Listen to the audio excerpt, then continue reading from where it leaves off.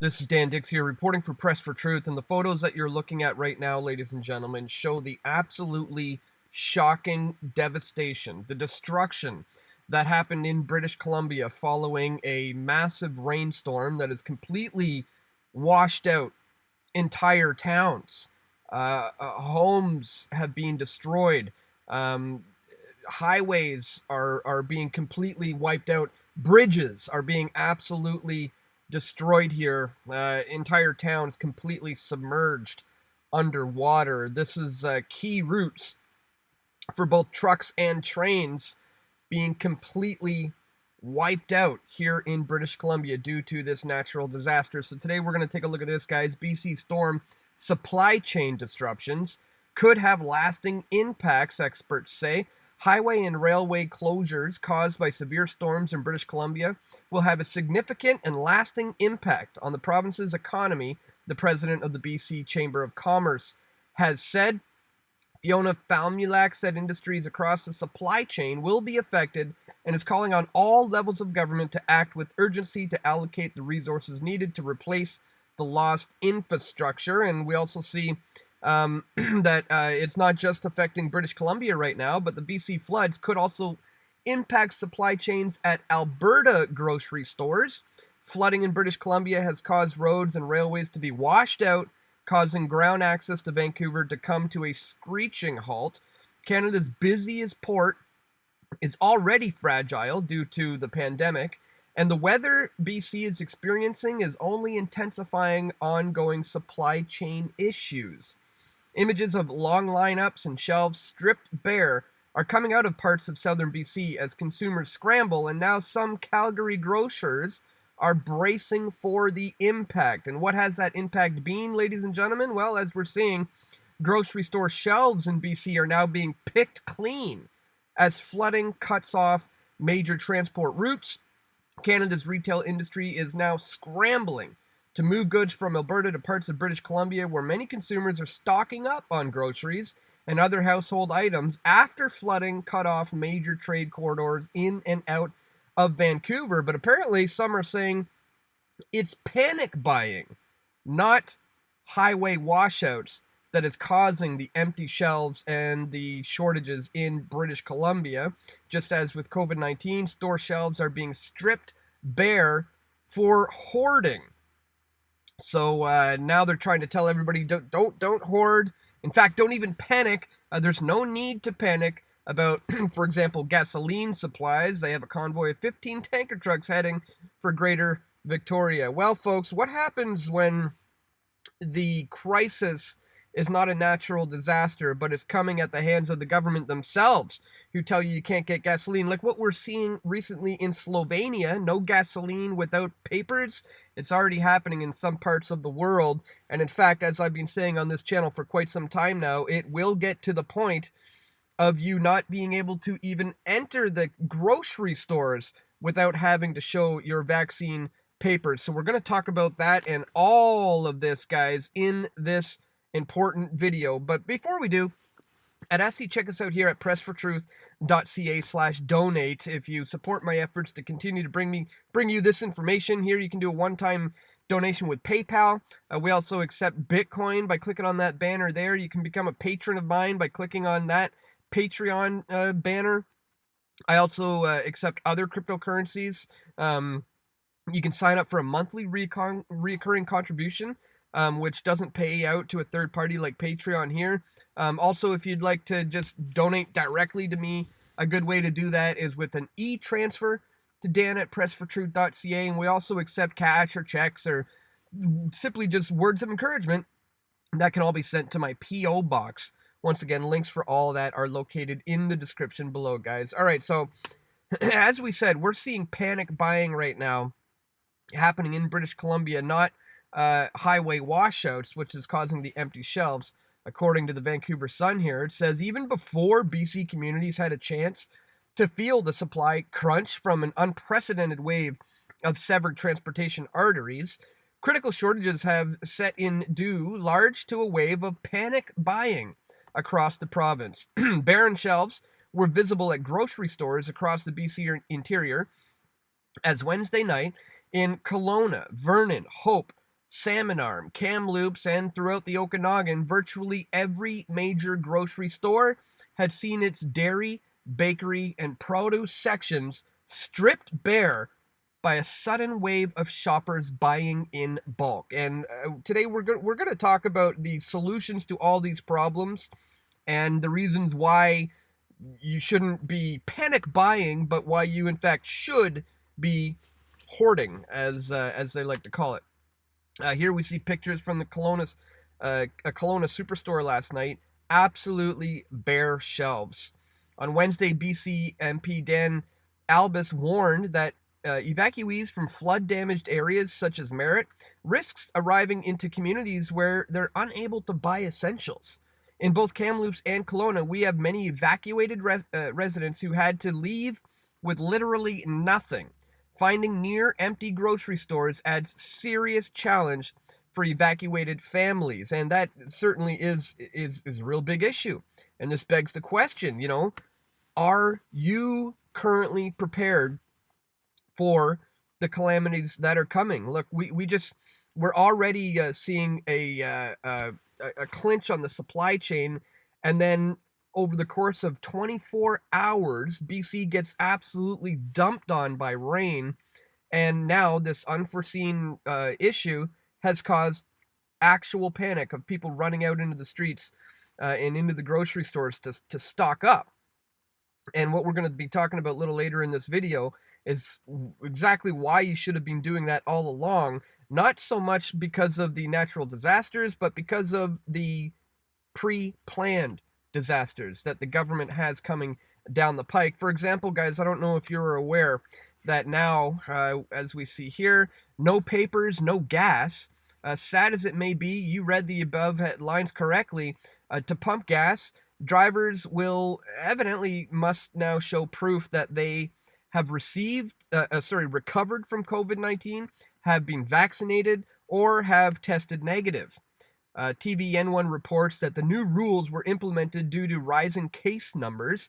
Like many countries around the world and some U.S. states, Slovenia has seen its fall 2021 case numbers exceed those of 2020, even though a majority of its population is vaccinated. And just like many other countries around the world, politicians are resorting to unseemly tactics to coerce individuals into taking their desired actions. In 2020, it was lockdowns, and in 2021, it's vaccine mandates, guys. And I think in 2022, we're going to be venturing into the territory of cyber warfare. This is something I discussed in depth, in detail, here in this video. The next false flag will be a cyber attack on global supply chains, cyber polygon exposed. This is a very important interview with that I did with my friend James Corbett. In October of 2019, the World Economic Forum, WEF, organized a simulation called Event 201 to test what a global reaction to a global pandemic might look like just a few months before the exact same scenario played out in real life. Now, the WEF, along with Russia's Sberbank and its cybersecurity subsidiary Bizone, have announced that they will be running a new simulation called Cyber Polygon, which simulates a supply chain cyber attack similar to the recent SolarWinds hack that would assess the cyber resilience of the exercise's participants. In this video, Dan Dix of Press for Truth speaks with James Corbett of the Corbett Report about the upcoming Cyber Polygon simulated event, how society is being conditioned for a real cyber attack to come, and most importantly, what you can do about it now to protect yourself and your family from this coming cyber catastrophe. Again, a really, really important interview and information for you guys to be able to understand what is coming down the pike, as I do believe the next false flag will be a massive cyber attack on the global supply chains. And right now, how are people reacting to when a supply chain breaks down? Like as we just saw here in British Columbia, what do? They panic. They start to run out and they start to panic buy and hoard. And this is, again, why I've been saying for the last 18 months, not just that, I've been saying for years that we need to be prepared for the worst to come. And one of the best ways that you can do that is with food, with having a sustainable garden. And even if that's not possible for you right now, there are many things you can and could have and should still be doing in order to prepare for the types of things that we are currently now seeing today. So, for example, guys, if you don't have a setup like this, you should be working towards making that possible. And even if you're not in a physical place to be able to make that happen, there are ways to hoard, as they call it, without running out and panic buying everything all at once. And one thing that me and my wife have implemented in our home is, for example, for the last like 6 months or so, every time we go to the grocery store, if we have a little list of a few items we need to get that day, or any time we go to set foot in the grocery store, we always add to the list, and we remind ourselves to just get one item, one thing every single time you go. And it could be, something as simple as a bag of rice, or a can of organic beans, or some soups that are going to last a couple of years. Basically, something that you can stock your pantry with and your shelves, that you're just going to set it and forget it. And you purchase one item like that every time you go, and slowly over time you start building for those dry spells. Obviously, you're working on the garden out in the backyard, as we are, and we're now focusing on expanding that to being much larger. But in the meantime, while we're doing that, we're still hoarding, or as I should say, just collecting food for in these times of crises that are coming down the pike. And isn't it funny how over the last couple of decades, I would say, hoarders or preppers have been demonized in the press, and the mainstream view of it is that these people are just crazy.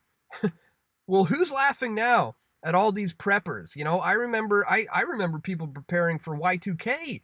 Back when it was the switch over from 1999 to 2000. I'm old enough to remember people, literally friends of mine, people I knew, going out and panic buying and stocking up. But sure enough, nothing happened. But some of those same people continued with that mindset of continuing to prepare should something come down the pike. And those people are now proving to be some of the smartest people out there, because they have no worry. They have no reliance on the grocery store or the government or the banks, for that matter, or anybody but themselves. And that's really the focus we need to move into today, guys. Especially, as I said, as we've seen with the Event 201 simulation that was carried out by the World Economic Forum back in October of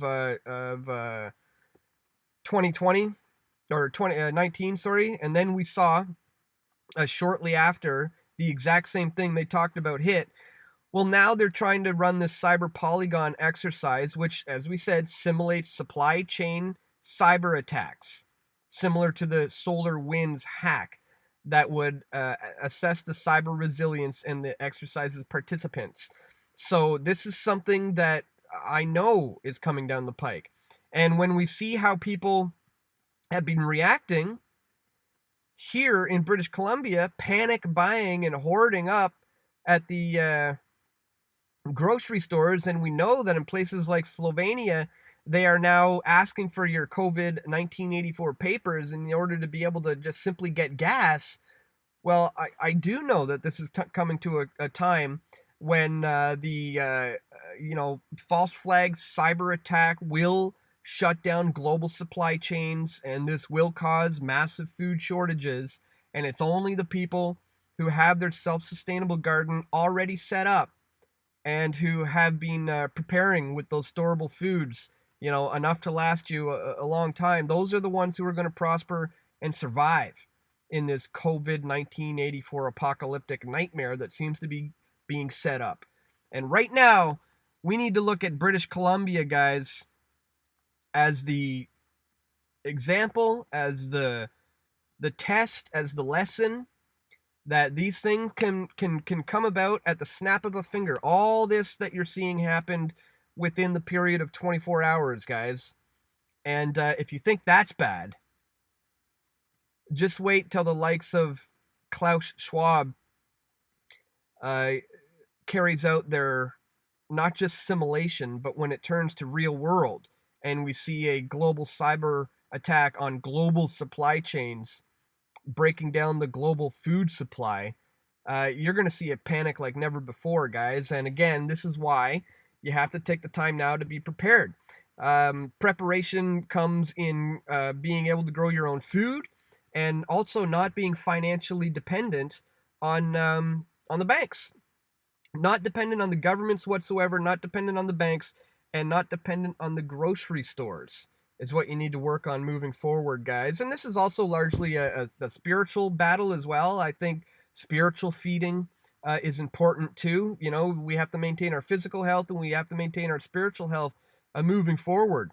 You know, a healthy daily dose of the Bible is not a bad idea these days as well, ladies and gentlemen. So I would say it's time we start to think like that. You know what I mean? It's beyond crunch time, as we can see, and within the snap of a finger, we could see the masses panic buying and therefore restricting your ability to put food on the table for your family. You can't let that happen. It's up to you to be able to protect yourselves from that.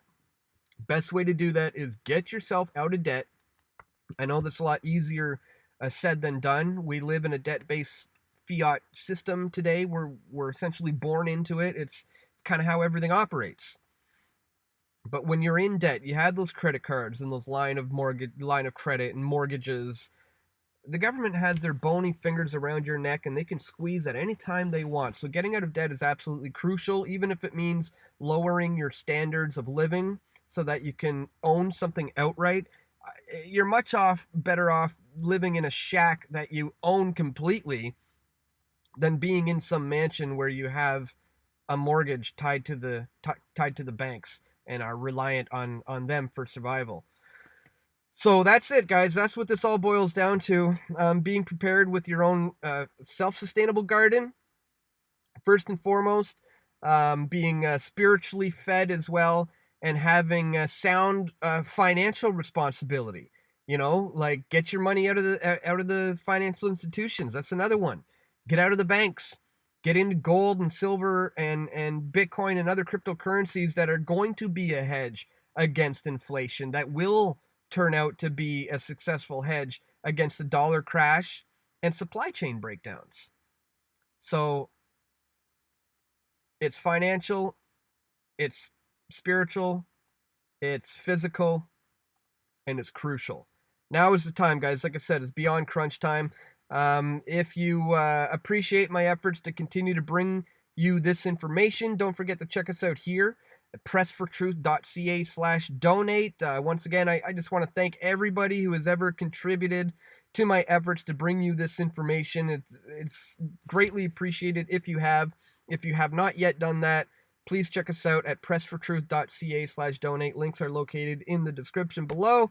And that's all for today, my friends. I want to thank you so much for watching. Please click the thumbs up button. Share this video if you found this information to be useful. And stay tuned. We will have more video reports coming soon, God willing. This is Dan Dix reporting for Press for Truth. We all want truth.